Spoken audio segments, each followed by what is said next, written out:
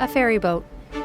Here, near Grand Manan Island, is where the Atlantic Ocean meets the Bay of Fundy, which is world famous for one particular reason. Dr. Worm. What's so unique about the Bay of Fundy is that it has the highest tides in the world.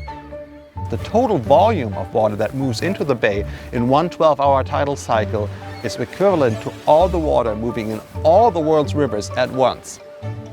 So why does the Bay of Fundy have such high tides? The sun sets over the long, narrow bay. It turns out it has just the right shape. It's shaped like a funnel, and the funnel really funnels that water in and piles it up to the ends. Animated water fills the funnel-shaped bay. It's much like a bathtub, where you get the water to slosh back and forth. And it just so happens that the Bay of Fundy has just the right shape and the right size for the water to slosh higher than anywhere else in the world. A pair of whales swim in the still blue water. This place brims with life. It's monster tides that act like a giant mixer that mixes the whole water column and moves nutrient-rich waters from the bottom to the top where the sun shines, so you get a plankton bloom based on that. And you get zooplankton feeding on phytoplankton, and then you get whales and seabirds and herring and other fish feeding on the zooplankton. A flock of white birds hover above a whale as it surfaces. Boats in a harbor. Humans have also been part of this food web for a long time. The Passamaquoddy have called the bay home for thousands of years. A gray-haired man picks through rocks. What a beautiful place to live. The diversity throughout of all these creatures made it a healthy system.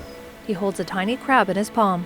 And as a result, my people had a smorgasbord. They had an incredible table set out for them. Hiwakaji, Chief, Passamaquoddy Nation.